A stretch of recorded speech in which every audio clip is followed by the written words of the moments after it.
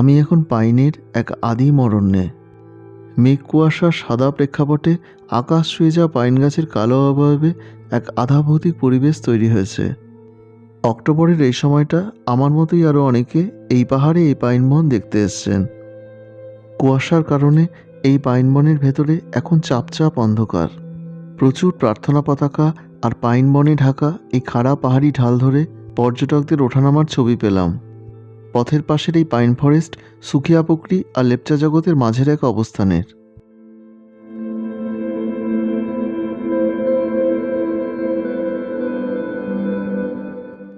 অক্টোবরে আমার দুদিনের ঠিকানা ছিল লেপচা জগৎ আর সুখিয়ার মাঝের একটি গ্রাম মাঝিধুরাতে। সেখান থেকেই এক সকালে বেরিয়ে পড়ি সুখিয়া, চোরপুকুরি, লেপচা জগৎ, মিরিক সহ আশেপাশের জায়গাগুলোর সাইট সিনে। এই গল্প এক সবুজ পাহাড়ে মেঘমাখা সেই পথের জার্নির।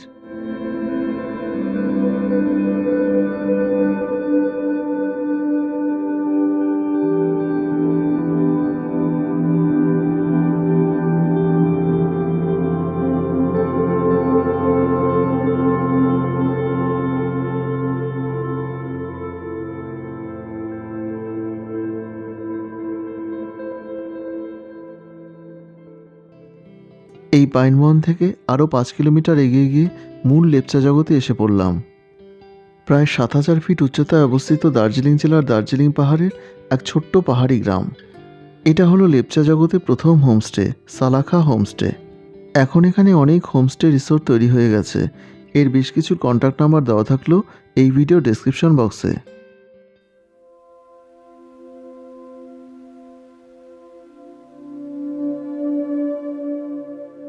পাইন পার্ক থেকে চলে এলাম পথের পাশের এক ধাপ উঁচুতে কুয়াশায় মোড়া একটি সমাধিস্থলে।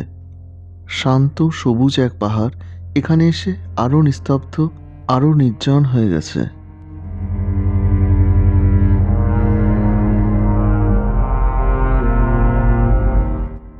এই সরু পায়চালা পথ মিশে গেছে কুয়াশা মেঘের মধ্যে। দুপাশের সবুজ ঘাস জমির মধ্যে একের পর এক সমাধিবেদী, আর চারপাশ জুড়ে নানান পাহাড়ি গাছগাছালি, ঝোপঝাড়, ফার্নের প্রাচীন জঙ্গল।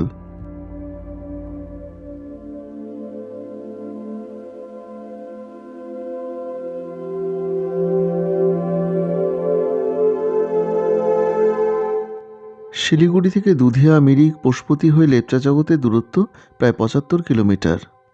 সময় লাগবে প্রায় 3 থেকে 3.5 ঘন্টা।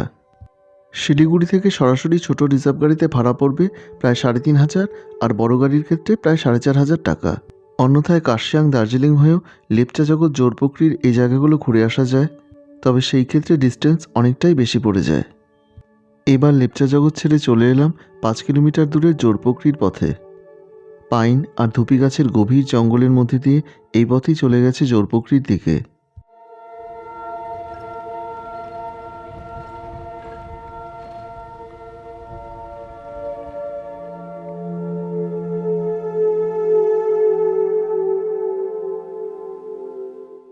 সুখিয়াপুকুরি বাজার থেকে পাহাড়ের উপরের এক পথ উঠে গেছে এই জোরপুকুরির দিকে। দূরত্ব সুখিয়া বাজার থেকে প্রায় 1-1.5 কিলোমিটারের মতো। কয়েকজনকে কুয়াশার মধ্যে দিয়ে সেই পথ ধরে জোরপুকুরির দিকে হেঁটে যেতে দেখলাম।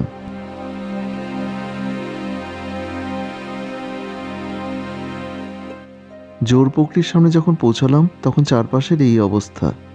জোরপুকুরি শব্দটি জোড়া পুকুর থেকে এসছে। মেঘে আর কুয়াশায় যখন সবকিছুই সাদা, তখন এই পুকুরের জলই নানান রঙে রঙিন হয়ে আছে।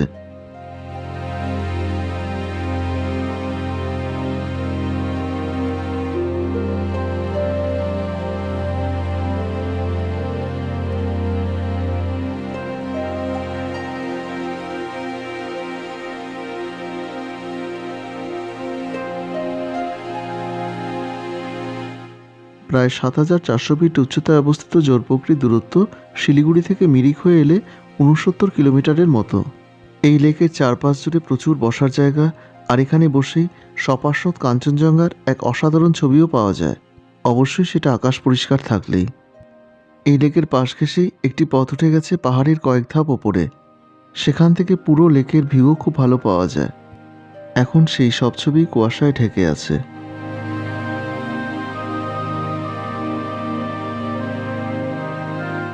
সামনের এই শেড একটা ছোট্ট ভিউ পয়েন্টের মতো। একসাথে অনেকে বসেও এখানে আড্ডা দিতে পারেন।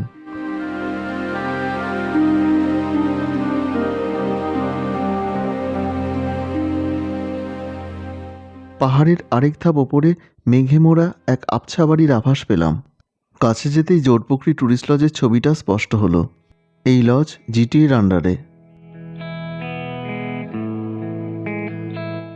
আর শুরুতেই লেকের পাড়ে আছে জোরপুকুরি হোমস্টে। ট্যুরিস্ট লজ আর এই হোমস্টের কন্ট্যাক্ট নাম্বার দেওয়া থাকলো এই ভিডিও ডেসক্রিপশন বক্সে।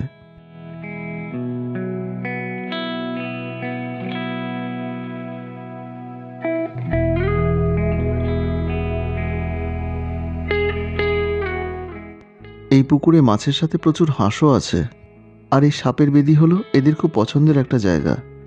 পুকুরের ঠিক মাঝখানে বাঁধানো এই বিশাল সাপের ফনা আর 5টা লেকের থেকে একে আলাদা করে রেখেছে।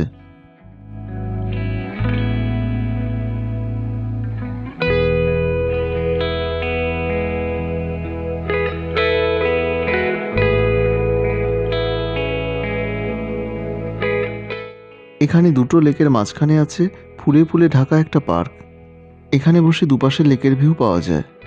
জোরপুকুরি ছেড়ে কয়েক পা এগিয়ে পথের পাশে এক পাইনে ঘেরা মাঠের ভেতর চলে এলাম। এখানে গ্রামের ছোটরা নিজেদের মধ্যেই মেতে আছে।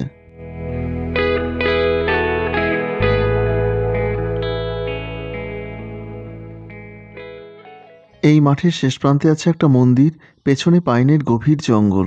মন্দিরের মূল কক্ষ আন্ডারগ্রাউন্ডে। খাড়া সিঁড়ি ধরে নিচের দিকে নেমে এলাম।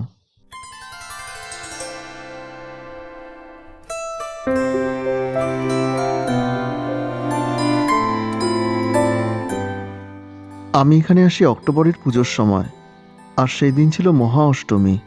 ওপর থেকেই দেখতে পাচ্ছিলাম নিচের প্রশস্ত চত্বরে প্রচুর আলো, ফুল, ঘণ্টাধ্বনি, গ্রামের মানুষদের জমায়েত, মন্ত্রোচ্চারণ, মাইকে দেবী বন্দনা, ধূপধুনোর গন্ধ, সব মিলিয়ে একটা জমজমাট পুজোর পরিবেশ।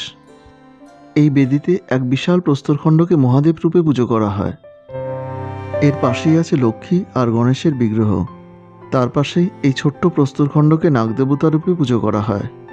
মাঝখানে যজ্ঞ হচ্ছে, আর একে কেন্দ্র করেই অনেক দেবদেবীর ছোট ছোট মন্দির আছে। এই মন্দিরে শনি দেবতার পুজো হয়। পাশের ছোট্ট কক্ষে কালভৈরবের আরাধনা করা হয়। এখানে সূর্য দেবতার পুজো হচ্ছে। এর পাশেই রাখা আছে ভারত মাতার মূর্তি।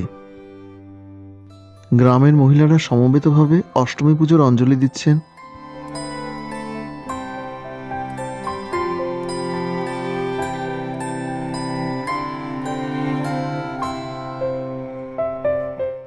এই জায়গাটি হলো ব্রজধাম। এটা সাই বাবার মন্দির। একদিকে আছে ভেঙ্কটেশ্বরা তিরুপতির বালাজি মন্দির। অনেক দেবদেবীর দর্শন করে যাওয়ার সময় গ্রামের মানুষেরা আমাকে শুধু বসিয়ে প্রসাদ খাওয়াননি, আমার জন্য প্রসাদ প্যাক করেও দিয়েছিলেন।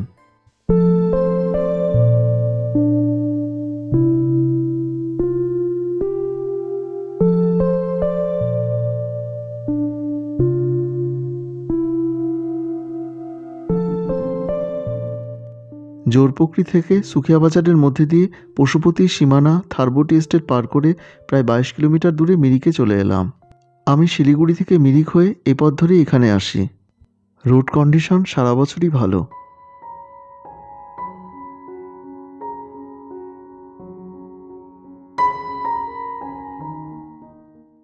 চা বাগানে ঢাকা এই উল্টানো গামলার মতো ছোট ছোট পাহাড়ের মাঝের এই ছোট্ট লেক হলো নাকাপানি।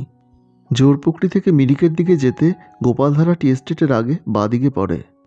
লেকের পাশ ঘেঁষে এই টিলা টিলা পাহাড়ের মাঝখান দিয়ে এক সরু পায়ে চলা পথ চলে গেছে।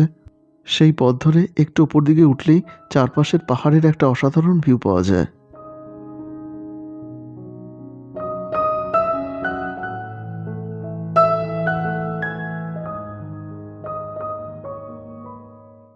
এখান থেকে চলে এলাম এই অঞ্চলের সবচেয়ে পুরনো আর সবচেয়ে প্রসিদ্ধ গোলপাহাড় টি শপে।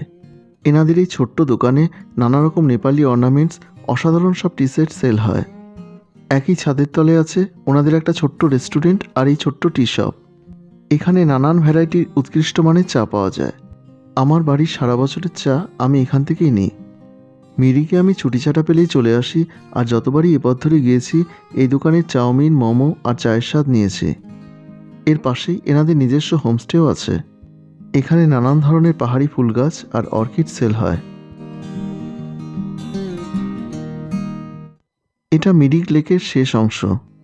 মেন রোড থেকে বাঁদিকের এক সরু পায়চলা পথ এই লেকের পাশ ঘেঁষে এঁকে বেঁকে গিয়ে পড়েছে লেকের মূল অংশে। এই পথ ধরে একটু এগোতেই লেকের এই ছবি পেলাম।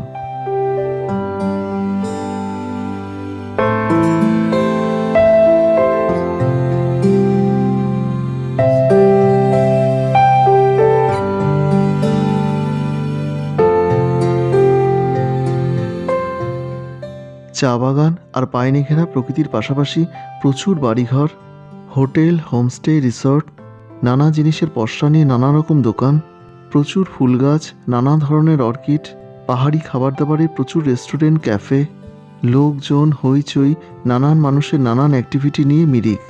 আর সেই মিরিকের প্রাণভোমরা হলো এই লেক, যেটি সুমেন্দু লেক নামে পরিচিত। লেকের দুপাশ সংযোগ করেছে প্রায় 80 ফুট লম্বা এই ইন্দ্রাণী ব্রিজ।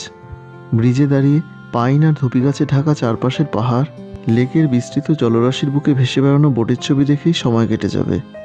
এই লেককে কেন্দ্র করে কত মানুষের যে কত রকম জিনিসের বেচাকেনা চলে, সেটাও একটা বড় আকর্ষণের জায়গা।